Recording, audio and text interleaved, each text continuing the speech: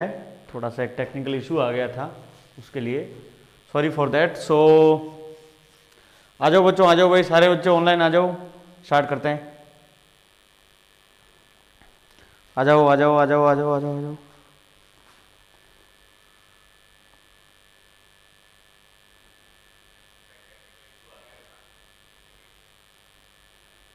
Hello, आ जाओ सारे लोग आ जाओ।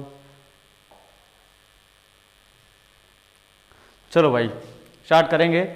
तो कल हमने ग्रेटेस्ट इंटीजर फंक्शन स्टार्ट कर रखा था, ठीक है भाई। So let's start with greatest integer function. और हमने इस फंक्शन को इस तरह से डिनोट किया था, y is equal to f x is equal to box x. इसलिए हमने इस फंक्शन को नाम भी बॉक्स फंक्शन दिया था। और ये फंक्शन का जो आउटपुट है वो हमेशा एक इंटीजर होता है। ये चीज़ मैंने आपको बताई थी, समझा था हमने, इसका बिहेवियर, इसका ग्राफ बनाया था, इसके डोमेन के भी हमने कुछ क्वेश्चंस किए थे। आज जो अपन चीज़ पढ़ने वाले हैं वो है बच्चों properties of greatest integer function. ये जो ग्रेटेस्ट इंटीजर फंक्शन है इसकी क्या क्या प्रॉपर्टीज होती है, इसको मैं क्विकली आपके सामने रखूंगा, आप मुझे बताओ, ठीक है। या अपन एक काम कर लेते हैं, इसकी प्रॉपर्टी को पढ़ने से पहले अपने एक फंक्शन और है वो पढ़ लेते हैं, वो है आपका फ्रैक्शनल पार्ट फंक्शन। फिर दोनों की मिला के पढ़ेंगे और फिर दोनों को मिला के भी क्वेश्चन करेंगे। तो जैसे लॉग फंक्शन और एक्सपोनेंशियल फंक्शन हमने किया था ना भाई, कि लॉग पढ़ा फिर एक्सपोनेंशियल पढ़ा और फिर सवाल किए थे, उसी प्रकार से ग्रेटेस्ट इंटीजर फंक्शन और जो आपका फ्रैक्शनल पार्ट फंक्शन है वो दोनों काफी रिलेटेड हैं एक दूसरे से। तो आज अपन कर लेते हैं बच्चों फ्रैक्शनल पार्ट फंक्शन। नया फंक्शन है आपके लिए, बड़े ध्यान से सुनेंगे भाई आप इसको। और हमने आपको ऑलरेडी बता रखा है कि कोई भी रियल नंबर x है उसको आप बॉक्स x प्लस करली ब्रैकेट ऑफ x इस फॉर्म में रिप्रेजेंट कर सकते हो। ये होता है उसका कौन सा वाला पार्ट, इंटीजर पार्ट, और ये होता है उस नंबर का फ्रैक्शनल पार्ट। होता है कि नहीं होता है? तो जैसा कि फंक्शन का नाम है फ्रैक्शनल पार्ट फंक्शन, तो जो फंक्शन आपको किसी भी नंबर का फ्रैक्शनल पार्ट देगा वही फंक्शन क्या बन जाएगा, फ्रैक्शनल पार्ट फंक्शन बन जाएगा।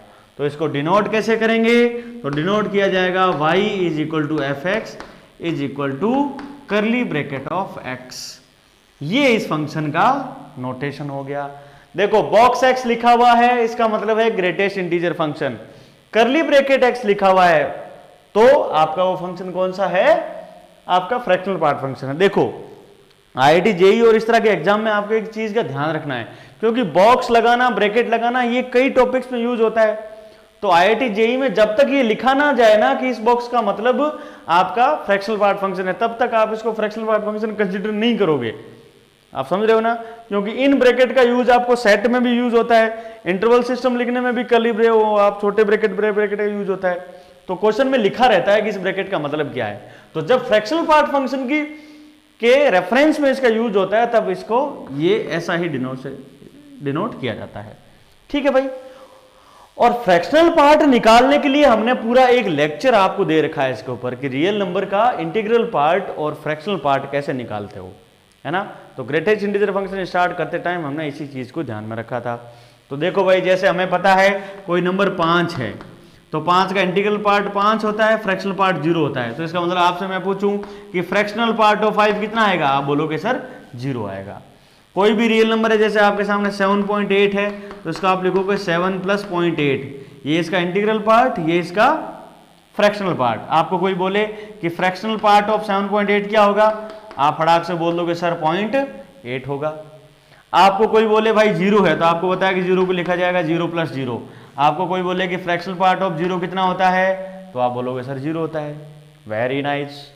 आपको कोई पूछे कि भाई 0.5 है तो 0.5 को कैसे लिखा जाता है, वो उसको लिखा जाएगा मेरा 0 + का 0.5। तो 0.5 का फ्रैक्शनल पार्ट कितना हो गया, वो खुद 0.5 हो गया। Very nice. आपको कोई बोले कि माइनस का 5.8 है तो इसको कैसे लिखा जाएगा, इसको लिखा जाएगा -6 + का 0.2। तो आपको कोई बोले कि -5.8 का फ्रैक्शनल पार्ट कितना होगा तो वो आप बोलोगे सर 0.2 2 होता है। समझ गए कि नहीं समझ गए? ये लेक्चर अपन ऑलरेडी ले चुके हैं, आपको एक बार क्विकली रिवाइज भी करवा दिया है। ठीक है भाई, तो आप आगे देखो अब इसको। अब जब बात होगी फ्रैक्शनल पार्ट फंक्शन की, तो इस फंक्शन का काम क्या है कि वो कोई नंबर, कोई रियल नंबर इनपुट लेगा और उसके आउटपुट में क्या देगा, उसके आउटपुट में देगा उस नंबर का फ्रैक्शनल पार्ट। समझ गए कि नहीं समझ गए? तो ये इस फंक्शन का काम हो गया। तो ये लो भाई, आगे बढ़ते हैं। ऑलराइट, तो ये देखो आप, Geetika hello, Piyush hello, Dwarka Prasad hello, Dwarka Prasad, I am Arjun Dal. अरे अर्जुन डाल भाई, तुम्हारे क्या हालचाल है? तुम कई अजीब अजीब नंबरों से आ रहे हो आजकल, कभी किसी के आईडी से आ रहे हो, कभी कहीं से आ रहे हो। कहाँ घूम रहे हो तुम? घर में हो ना? घर में रहियो। गुड, ठीक है। देखो भाई, फंक्शन क्या है अपना? फंक्शन है y is equal to fractional part of x। अपने को पता है कि जो फ्रैक्शनल पार्ट है वो हमेशा पॉजिटिव होता है। अब किसी नंबर का फ्रैक्शनल पार्ट 1 से बड़ा तो हो नहीं सकता। क्या किसी नंबर का फ्रैक्शनल पार्ट 1 हो सकता है? भाई कैसे हो सकता है? जैसे 7.8 है तो आप उसको 7 + 0.8 ही लिखोगे ना यार। ये जो फ्रैक्शनल पार्ट है, ये जो फ्रैक्शनल पार्ट है वो या तो किसी नंबर का 0 होगा, जैसे 7 होगा तो उसको आप लिखोगे 7 + 0, और या वो नंबर 7.999 है तो ये हो जाएगा 7 + 0.99। तो इसका मतलब क्या हो गया कि फ्रैक्शनल पार्ट किसी नंबर का कहां से कहां तक जा सकता है? तो फ्रैक्शनल पार्ट आपको पता है कि वो या तो किसी का 0 हो सकता है और या किसी का 1 से छोटा होगा। हमेशा 1 कभी नहीं होगा फ्रैक्शनल पार्ट। कॉमन सेंस की बात है यार, इसमें कोई ज्यादा एक्सप्लेन करने वाली बात भी नहीं है कि जो फ्रैक्शनल पार्ट है किसी नंबर का। अब कहीं आपने सुना है क्या किसी नंबर का फ्रैक्शनल पार्ट सर 1.5 है? हो ही नहीं सकता ना यार। 1 तो उसमें इंटीजर बैठा हुआ है ना, वो बाहर निकल आएगा तो बचेगा 0.5, और 1 के बराबर कभी हो नहीं सकता, और 1 से हमेशा छोटा होगा, यानी 0.999 समथिंग। इसलिए आपको पता है कि 1 को इंक्लूड नहीं किया है। तो फ्रैक्शनल पार्ट जो होता है किसी नंबर का वो होता है क्लोज इंटरवल 0 से लेकर के ओपन इंटरवल 1 तक। समझ गए आप इस बात को? यानी कि सिंपल सी बात ये बन गई कि इस फंक्शन की यदि मैं तुमसे पूछूंगी डोमेन क्या होगी, अभी आपने मजाक में डोमेन रेंज दोनों बता दिया आपको ने मेरे को, है ना?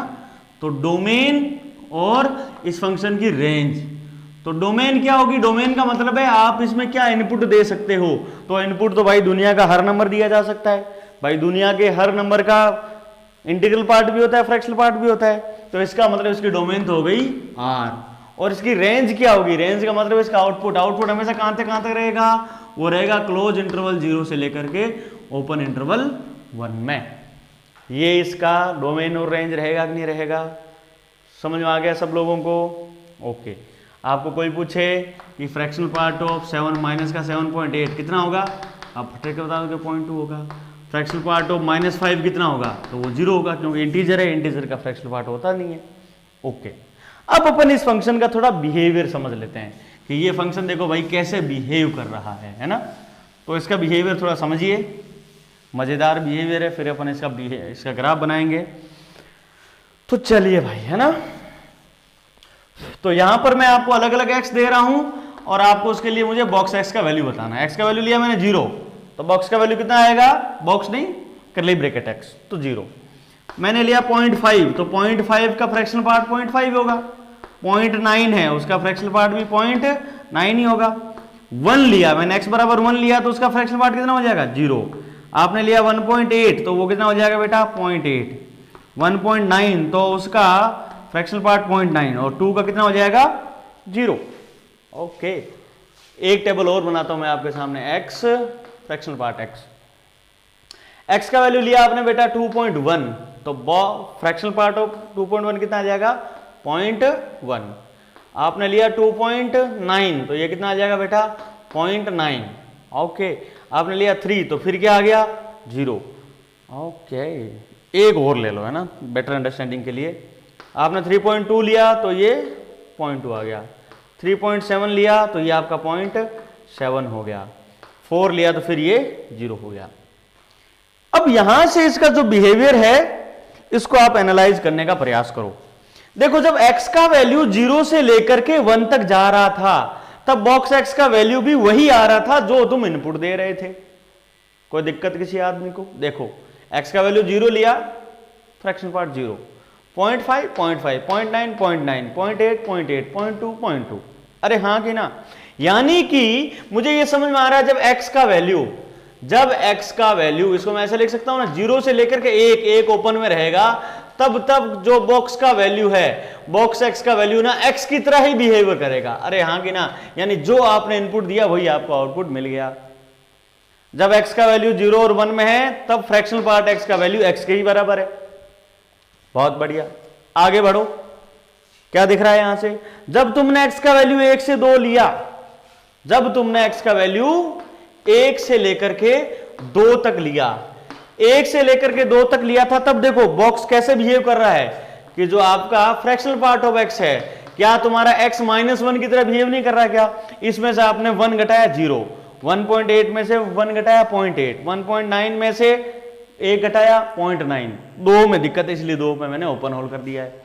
ठीक है, जब मेरा x का वैल्यू 2 से लेकर के 3 तक है, तब मेरा बॉक्स x किसकी तरह बिहेव कर रहा है? बॉक्स से मतलब मेरा यहाँ फ्रैक्शनल पार्ट से बच्चों, क्या वो x -2 की तरह बिहेव नहीं कर रहा है? देखो तुम 2 घटाओगे ये आ जाएगा, ये देखो, ये बिहेवियर है इस फंक्शन का। और आपको पता है कि इसका जो आउटपुट है वो हमेशा 0 और 1 के बीच में फ्लक्चुएट कर रहा है, 0 से लेकर 1 तक, 0 से लेकर 1 तक ये फ्लक्चुएट कर रहा है। कोई दिक्कत किसी आदमी को? तो ये देखो आपने इसका बिहेवियर भी लिख डाला। अब यदि बिहेवियर ही लिख डाला तो अब तो फिर इसका ग्राफ बनाने की कोई दिक्कत वाली बात नहीं है, आप आराम से ग्राफ बना सकते हो। शिव कौशल, रितिका, हेलो सर। हाँ हेलो रितिका। पवित्र Gond, hello. XYZ agriculture, hello. Hello everyone, hello hello hello. ज़्यादा से ज़्यादा लोगों को इनवाइट करो और ज़्यादा से ज़्यादा भाई ये चीज़ें शेयर करो। बहुत ही इजी वे में आपको चीज़ें समझाई जा रही है। आप जो भी फेमस बुक्स वगैरह मार्केट में चल रही है आप उनको पढ़ो, ये चीज़ें समझना बड़ा मुश्किल हो जाएगा, है ना, कि ये कैसे ऐसे कैसे बिहेवियर आ रहे हैं। तो आप ना चीज़ों को एलिमेंट्री लेवल पे समझोगे, कभी दिक्कत नहीं आएगा आपको। और मैथमेटिक्स सबसे इजी सब्जेक्ट होता है यदि इसको कोई इज्जत से पढ़े तब तो, वरना तो फिर आपको पता ही है मार्केट में क्या बातें चलती है मैथ को लेकर के। ओके, तो भाई अब बारी है इस फंक्शन के ग्राफ के बनाने की। तो लो भाई ग्राफ हाजिर है तुम्हारे सामने। तो ग्राफ बनाना है तो कार्टेशियन प्लेन ले लो। तो ये कार्टेशियन प्लेन ले लिया, ये रही x एक्सिस और ये रहा अपना y एक्सिस, ये रहा आपका कार्टेशियन प्लेन। ये है कहीं 0, ये है 1, ये है 2, ये है 3। इतना बना के दिखाएंगे आपको सब समझ आएगा। ये रहा -1, ये रहा -2।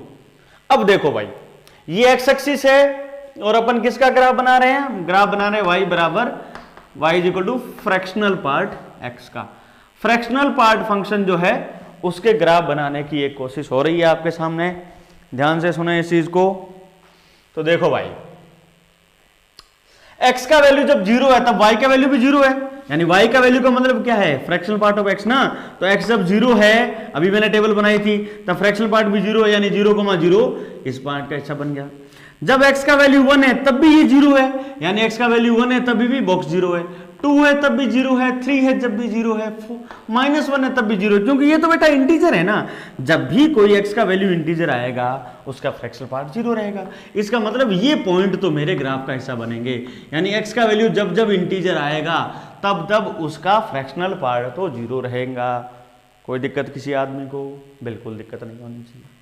अब देखो भाई x का वैल्यू जो ही मैं लेता हूं 0 और 1 के बीच में, तो हमने अभी देखा था कि जो फ्रैक्शनल पार्ट x है वो x की तरह बिहेव करता है। तो y बराबर x तो एक स्ट्रेट लाइन है, तो तुम देखोगे कि ये ऐसे बिहेव करेगा। अरे भाई करेगा कि नहीं करेगा?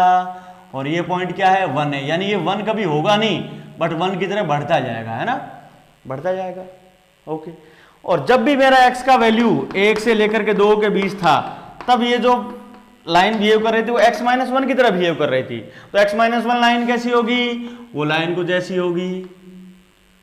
ओहो, तो ये ग्राफ भाइयों कुछ ऐसा आ रहा है। आप समझ रहे हो कि नहीं समझ रहे हो?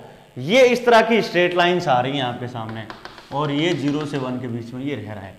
ऐसा ग्राफ नहीं आएगा क्या? ये लाइन किसकी है? ये लाइन है मेरी y बराबर x।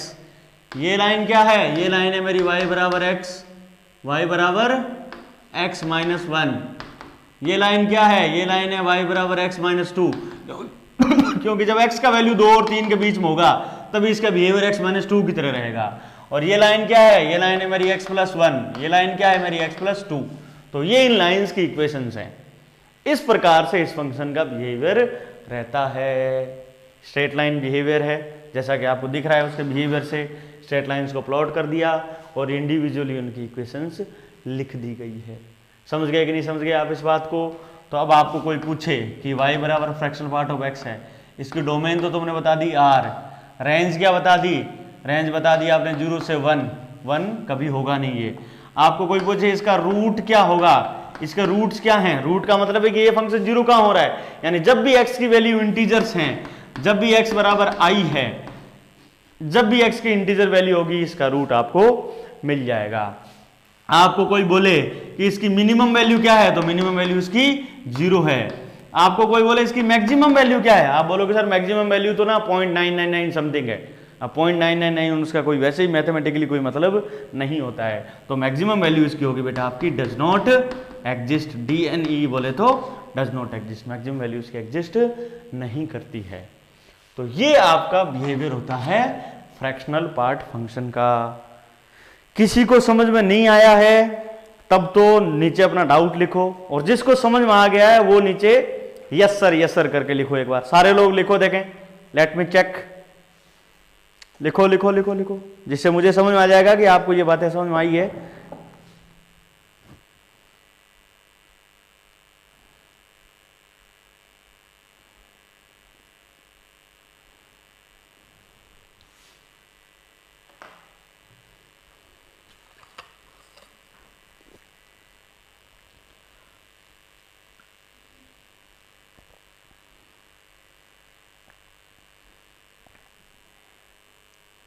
प्रकाश बोला है सर रिपीट करो।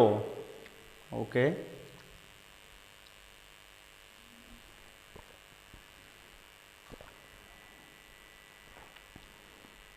रितिका को समझ में आ गया, गीतिका को भी समझ में आ गया। प्रकाश बोल रहा है रिपीट करना है, ठीक है भाई प्रकाश अभी रिपीट करता हूं।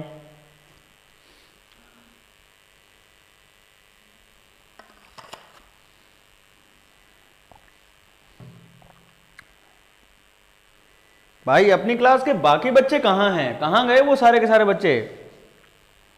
हाँ, अपने जो 11th मैथ के सारे बच्चे हैं वो कहाँ हैं? उनके घर पे भी कॉल किया गया है सबको, है ना? बच्चे कम दिख रहे हैं, तो जो भी बच्चे कम दिख रहे हैं ना वो खुद के लिए पता नहीं कितना बड़ा नुकसान खरीद रहे हैं। उनको आप आपस में दोस्त हो ना, तो सबको ये मैसेज दे देना कि सर ने बोला है ना, कि जब भी कोचिंग स्टार्ट होगी ना तो 2 बैच पक्के बनेंगे।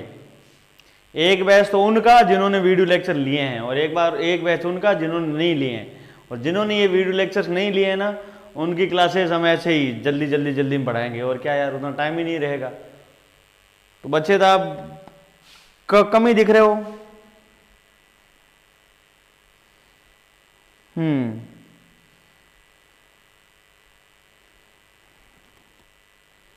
ओके,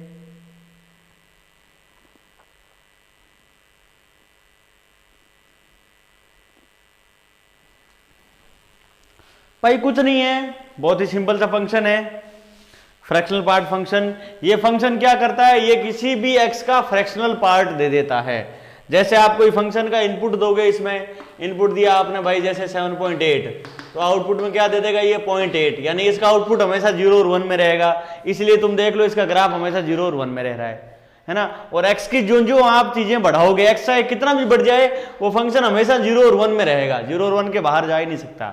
और इसका बिहेवियर है ना, वो भी एक स्ट्रेट लाइन बिहेवियर है। वो स्ट्रेट लाइन बिहेवियर क्यों है, वो पिछला वाला बोर्ड है जिसमें मैंने लिखा था x की वैल्यू को वेरी करवा के, और वहां पे आपको स्ट्रेट लाइन बिहेवियर दिखाई था, उसी को मैंने प्लॉट कर दिया है। समझ गए आप इस बात को? चलो भाई आगे बढ़ते हैं।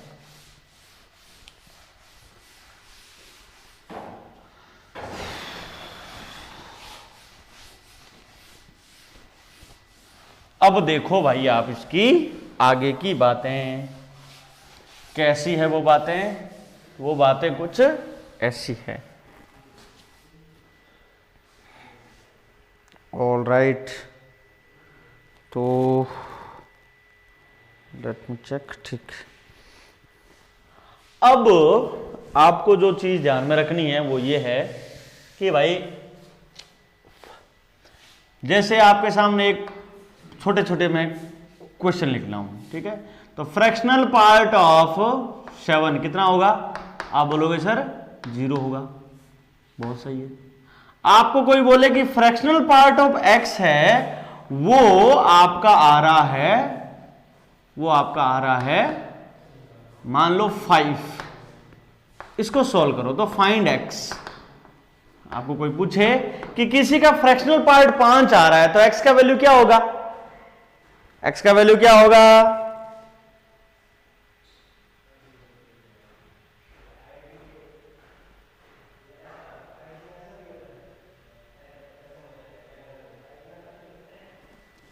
तो फ्रैक्शनल पार्ट आपको पता है कि फ्रैक्शनल पार्ट का वैल्यू हमेशा 0 और 1 में ही रहता है। तो 0 और 1 में रहता है तो 5 तो कभी आ ही नहीं सकता। इसका मतलब इसका हो जाएगा सॉल्यूशन क्या? No solution. कोई सॉल्यूशन नहीं होगा इसका, क्योंकि कभी भी फ्रैक्शनल पार्ट की वैल्यू 5 तो आ ही नहीं सकती। ओके, इस तरह के छोटे मोटे आप क्वेश्चन देख सकते हो, ठीक है? और क्या आपके सामने क्वेश्चन आ सकते हैं? तो वो क्वेश्चन आप ऐसे देखिए कि जैसे भाई आपको कोई बोले कि fractional part of x square -3 into fractional part of x plus 2 बराबर 0, इसको आपको सॉल्व करना है। तो आप क्या करो, सिंपल सी बात है, फ्रैक्शनल पार्ट ऑफ x को जैसे t मान लो आप, है ना? तो ये इक्वेशन क्या बन जाएगी? ये इक्वेशन बन जाएगी भाई t स्क्वायर -3t प्लस 2 बराबर 0। यहाँ से t का वैल्यू क्या आता है? क्या आता है? 1 और 2। इसका मतलब है कि फ्रैक्शनल पार्ट ऑफ x बराबर या तो 1 आएगा या fractional part of x equal to 2 आएगा। तो इसका भी कोई सॉल्यूशन नहीं है, क्योंकि फ्रैक्शनल पार्ट 1 कभी नहीं आता, और इसका भी कोई सॉल्यूशन नहीं है। इसका मतलब इस वाली इक्वेशन का कोई सॉल्यूशन नहीं है, नो सॉल्यूशन। समझ गए कि नहीं समझ गए? इस प्रकार के छोटे मोटे क्वेश्चन आपको बनते हैं। यदि इस फंक्शन का बेसिक बिहेवियर आपको पता है तब आपको कोई दिक्कत वाली बात नहीं होगी। Shiv Kumar, no solution, very correct. पागल है सर वो? अरे नहीं नहीं, पागल तो नहीं है, बच्चे अच्छे हैं। वही है कि वो घर में बैठे हैं, मस्ती ले रहे हैं। अरे भाई ये हॉलीडेज नहीं है, ये लॉकडाउन है ना? ये मजबूरी है, मस्ती का टाइम थोड़ी है। वो तो मजबूरी में करना पड़ा है ना। हॉलीडेज थोड़ी दिए गए हैं आपको कि आप जाओ और मस्ती करके आ जाओ, है ना? वो तो जबरदस्ती मस्ती हो रही है, तो वो एक अलग मुद्दा है। चलो भाई, अब लिखो भाई आप properties of box x and fractional part of x. इन दोनों की प्रॉपर्टीज जो है ना अपन एक साथ ही लिखेंगे, अच्छे से आप लोगों को समझ में भी आएगा। तो लिखो भाई, इसमें पहली चीज आपके सामने लिखता हूं मैं, box of fractional part of x, इसका वैल्यू कितना आएगा? और दूसरा लिखता हूं मैं fractional part of box x, ये कितना आएगा? बताओ, देखें आप बताओ मुझे।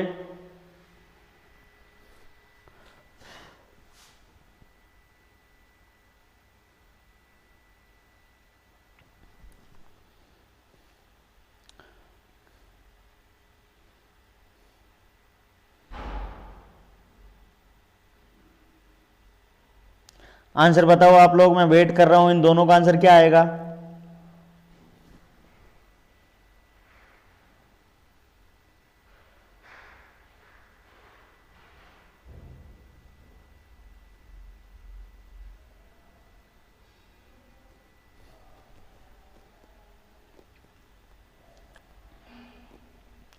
प्रकाश, सियाराम, रितिका, आप इन सब के आंसर दो भाई। क्या होगा? 1। Okay, let's see. गीतिका 1, कैसे भाई 1? देखो ये क्या लिखा हुआ है, ये लिखा हुआ है कि जो फ्रैक्शनल पार्ट एक्स है ना, उसका आपको इंटीग्रल पार्ट लेना है। तो अंदर क्या लिखा हुआ है? अंदर लिखा हुआ है आपका फ्रैक्शनल पार्ट एक्स, और फ्रैक्शनल पार्ट x की वैल्यू हमेशा कहां से कहां तक आएगी, आपको पता है, आप x कुछ भी रख दो, फ्रैक्शनल पार्ट का वैल्यू हमेशा 0 और 1 के बीच रहना है। अब इसने बोला है इसका आपको क्या लेना है, इंटीग्रल पार्ट लेना है। अरे मेरे भाई, कोई नंबर 0 और 1 के बीच में है तो उसका इंटीग्रल पार्ट तो हमेशा 0 रहता है ना। अरे भाई आप देख लो, x का वैल्यू चाहे 0.5 ले लो, उसका इंटीग्रल पार्ट भी 0 है, 0.999 कुछ भी ले लो, उसका इंटीग्रल पार्ट तो 0 ही है। तो इसका आंसर क्या आ जाएगा, इसका आंसर आएगा मेरे भाई 0, क्योंकि ये फ्रैक्शनल पार्ट का इंटीग्रल पार्ट है। और अब यहां पे देखो तुम, ये है इंटीग्रल पार्ट का फ्रैक्शनल पार्ट, मतलब इंटीग्रल पार्ट जैसे आपको बता कि बॉक्स एक्स हमेशा और हमेशा क्या देगा आपको, हमेशा और हमेशा आपको इंटीजर देगा, और कोई भी इंटीजर का फ्रैक्शनल पार्ट तो हमेशा क्या रहता है, 0 ही रहता है। तो इन दोनों का ही आंसर 0 आएगा मेरे भाई, समझ में आ गया। 0 क्यों आएगा,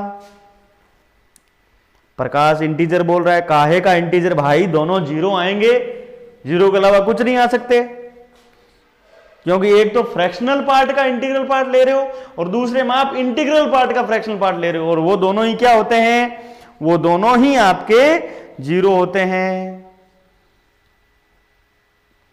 ये बच्चों समझ में आना चाहिए आप लोगों को।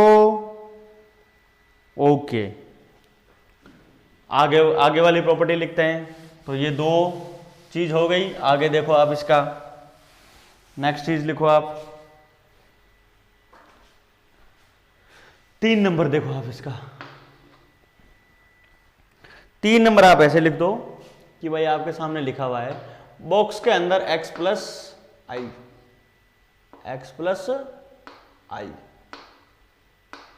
जहां पर i क्या है, i आपका कोई इंटीजर है, i आपका कोई इंटीजर है। जैसे एग्जांपल लूं, जैसे मैंने लिखा है बॉक्स के अंदर 2.1 प्लस को आपने 5 लिखा है, तो ये कितना हो जाएगा भाई, ये हो जाएगा आपका 7.1, और 7.1 का जो आपका इंटीग्रल पार्ट है वो कितना आएगा, 7 आएगा। अब आपको होता है कि 2.1 का इंटीग्रल पार्ट कितना आएगा, 2, और 5 का इंटीग्रल पार्ट कितना आएगा, 5, 2 और 5 को जोड़ोगा कितना आएगा, 7 आएगा। तो इसका मतलब ये हो गया कि जो बॉक्स ऑफ x प्लस आई है ना, उसको आप हमेशा बॉक्स x प्लस आई लिख सकते हो। अरे लिख सकते हो कि नहीं लिख सकते हो, यानी आप उस नंबर का आप इंटीग्रल पार्ट ले लो और उसमें वो इंटीजर जोड़ दो, तब जो पहले आना था वो बाद में आ जाएगा और जो बाद में आया वो पहले आ जाएगा, उससे कोई फर्क नहीं पड़ेगा। एक एग्जांपल और ले लेता हूं, नेगेटिव नंबर लेके समझा देता हूं। बच्चे बोलते हैं सर नेगेटिव नंबर में ये सेटिस्फाइड नहीं हुआ तो क्या करेंगे, तो ये हमेशा सेटिस्फाइड है। जैसा आपके सामने नंबर है माइनस का 5.8 और उसमें से आप घटा रहे हो मान लो माइनस का 5, तो ये कितना हो गया, ये हो गया तुम्हारे भाई माइनस का 10.8, माइनस का 10.8, और उसका इंटीग्रल पार्ट कितना आएगा, माइनस का 11। ठीक है, अब तुम इसमें क्या करो, तो माइनस का 5.8 है उसका इंटीग्रल पार्ट ले लो और उसमें जोड़ दो आप क्या, -5 का इंटीग्रल पार्ट। ये कितना आ जाएगा, ये आ जाएगा माइनस का 6 और ये कितना आ जाएगा माइनस का 5, तो ये आंसर कितना आ जाएगा माइनस का 11। तो आपका कोई बॉक्स के अंदर आपको लिखा हुआ है x प्लस इंटीजर, तो आप x का इंटीग्रल पार्ट अलग ले लो और उसमें आप इंटीजर जोड़ दो, उससे कोई फर्क नहीं पड़ेगा। जैसे आपके सामने लिखा हुआ है बॉक्स के अंदर x प्लस 5, तो आप इसको लिख सकते हो बॉक्स x प्लस 5। ये बात बिल्कुल सही है, इसमें कहीं कोई गलती नहीं है। आपके सामने लिखा जाए बॉक्स के अंदर x प्लस 5.8, और अब भी गलती करेंगे बच्चे, बोलेंगे सर ये बॉक्स प्लस 5.8 है, अरे ये गलत है, ऐसा इसको नहीं लिख सकते, क्योंकि ये तो आपस में मिलके इंटीग्रल पार्ट को चेंज करने का प्रयास करेंगे ना। ये जो अंदर आपने ऐड करा वो क्या होना चाहिए, एक इंटीजर ही होना चाहिए, तो 5.8 इंटीजर थोड़ी है। इस केस में ये बात सही है, इस केस में ये बात सही नहीं है, क्योंकि आपको पता ही है अलग अलग होने से चीजें गड़बड़ हो जाएगी। ओके, अगला देखो आप, नेक्स्ट प्रॉपर्टी को समझने का प्रयास करो आप।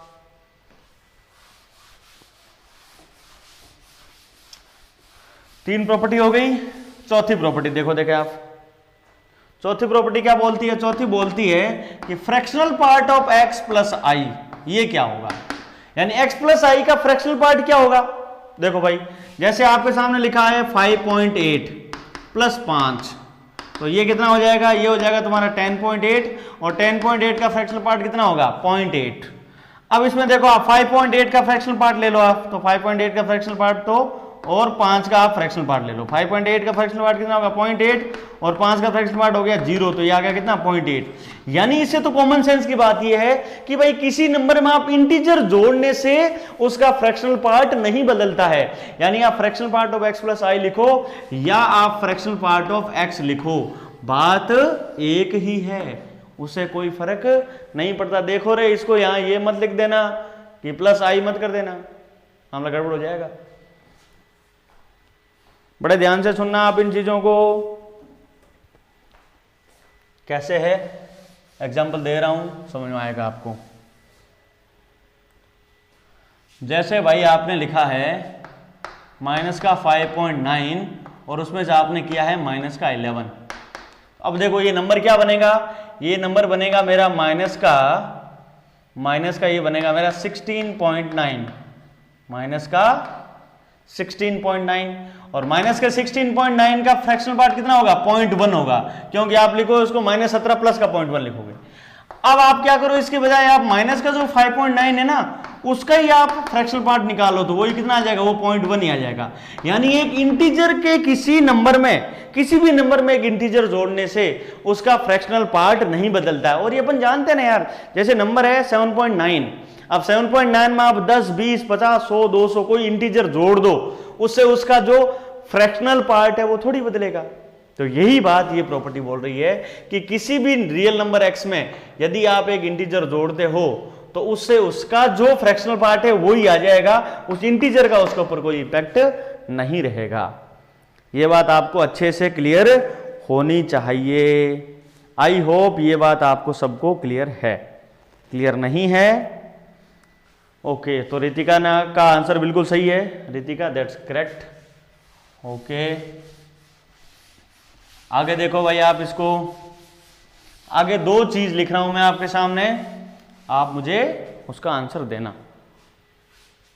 अगली प्रॉपर्टी है, एक में लिखा हुआ है आपके सामने box x plus box of minus x, इसका वैल्यू क्या होगा, एक तो आपको ये बताना है मुझे, और दूसरा आपको लिखा हुआ है कि fractional part of x plus fractional part of minus x, इसका वैल्यू क्या आएगा।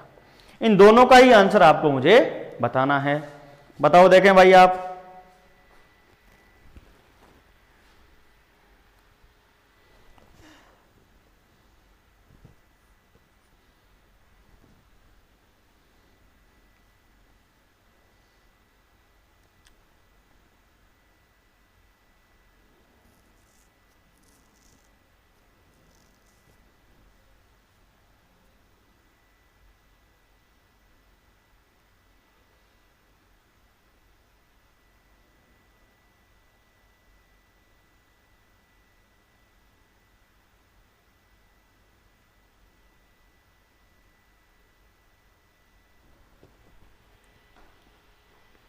बताओ आप इसका, सोचो थोड़ा सा दिमाग लगाओ आप इसमें, क्या है, कैसे है, क्यों है।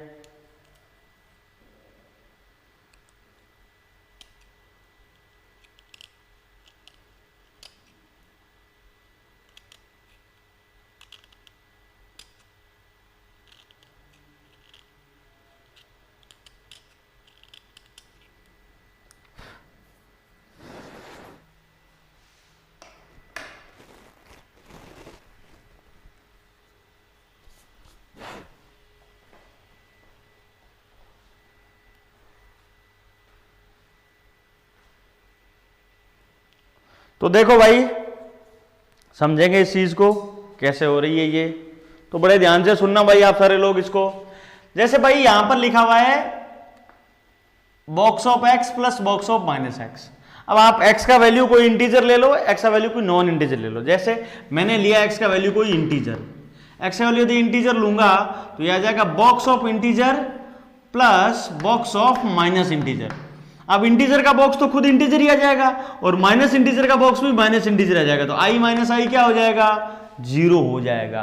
यानी आप x का वैल्यू कोई इंटीजर लोगे, जैसे भाई 5 का बॉक्स प्लस -5 का बॉक्स ले लो आप, तब आपको पता है कि 5 का बॉक्स तो 5 आएगा और -5 का बॉक्स -5 आएगा, तो मिलके क्या हो जाएगा 0 हो जाएगा।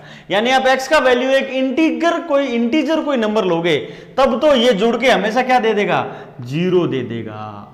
ओके और यदि x का वैल्यू इंटीजर नहीं है, if x is not equal to integer, if x is not equal to i, जैसे आपने ले लिया x का वैल्यू कोई 5.8 ले लिया मान लो, ठीक है, तो आप देखा box of 5.8 plus box of -5.8, ठीक है, बॉक्स ऑफ 5.8 कितना आएगा 5 और बॉक्स ऑफ -5.8 आएगा -6, तो ये कितना आ जाएगा -1। एक कोई और एग्जांपल ले लो, जैसे x का वैल्यू ले लिया आपने बेटा -7.2, तो ये आ जाएगा बॉक्स ऑफ 7.2 प्लस आ जाएगा बॉक्स ऑफ -7.2, तो 7.2 का बॉक्स 7 और -7.2 बॉक्स -8, तो ये भी कितना आ गया -1 आ गया। तो कॉमन सेंस की बात है, कोई इसमें ज्यादा मैथमेटिक्स का झंझट नहीं है। तो इसका जो वैल्यू आएगा ना, ये box x plus box of -x, इसका 2 आंसर आएगा। 2 आंसर कैसे आएगा कि इसका आंसर आएगा 0 कब, इफ x इज इंटीजर, और इसका आंसर आएगा 1 if x is not equal to integer. ये बड़ी इंपॉर्टेंट प्रॉपर्टी है भाई, आप इसको ध्यान में रखोगे कि box of x plus box of -x है, इसकी 2 वैल्यू जाती है। कैसे, यदि आपने x का वैल्यू इंटीजर लिया है तब तो ये आएगी 0, और यदि x का वैल्यू आपने इंटीजर नहीं लिया है तब ये आंसर हमेशा 1 आएगा, ऑलवेज, कभी भी आपको 1 के अलावा नहीं दे सकता। तो इसके क्या 2 पॉसिबल आंसर्स हो गए, एक तो हो गया 0 और दूसरा हो गया 1। समझ रहे हो आप इस बात को, सारे लोग समझ रहे हो ना? कोई ऐसा प्राणी है जो इस चीज को नहीं समझ रहा है?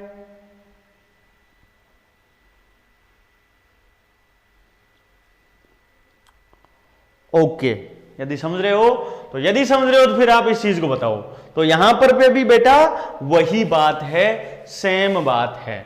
कैसी सेम बात है? तो वो बात ये है कि x का वैल्यू यदि आप इंटीजर लोगे तब देखो क्या होगा, तो ये आ जाएगा fractional part of integer plus fractional part of minus integer. अब इंटीजर का फ्रैक्शनल पार्ट भी 0 होता है और माइनस इंटीजर का फ्रैक्शनल पार्ट भी 0 होता है, तो ये कितना आ जाएगा 0। और यदि x का वैल्यू आपने मान लो इंटीजर नहीं लिया, x का वैल्यू आपने कोई नॉन इंटीजर लिया, यानी आपने x का वैल्यू जैसे मान लो 5.2 लेकर के देखो, तो fractional part of 5.2 plus fractional part of -5.2।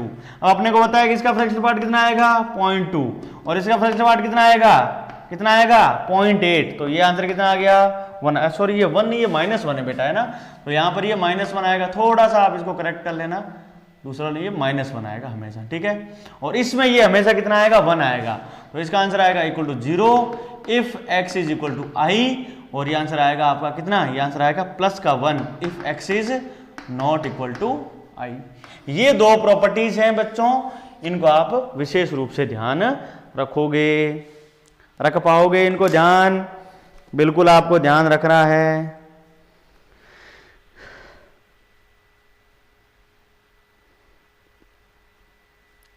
तो बच्चों आज की जो सेवा है उसको यहीं समाप्त करेंगे, और जो जो बच्चे हैं भाई, जिन जिन बच्चों ने साइटोन प्रो का प्लान ज्वाइन किया है उनको डोमेन की ऑलरेडी शीट जा चुकी है ना, जिन जिन बच्चों ने ज्वाइन किया है उनको पता है, जो हमारा व्हाट्सएप ग्रुप बनाया जिन बच्चों का, उनको वो साइटों इसकी अपनी जो डोमेन की शीट है वो जा चुकी है। उसका सॉल्यूशन का वीडियो मैं जल्द उन लोगों को भेज दूंगा जिन्होंने साइटोन प्रो प्लान ज्वाइन कर रखा है।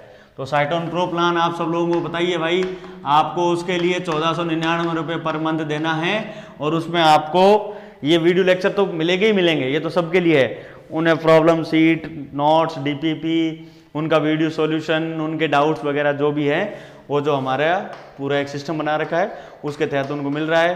तो जल्द से जल्द आप साइटोन प्रो जो प्लान है उसको आप ज्वाइन करो, जिससे कि आपको इन लेक्चर्स के साथ साथ आपको प्रैक्टिस की चीज़ें भी मिले, उनका सॉल्यूशन मिले, और आप लोगों के डाउट्स का सॉल्यूशन भी किया जा सके। ठीक है बच्चों, तो आज की सेवा यही समाप्त होती है। धन्यवाद।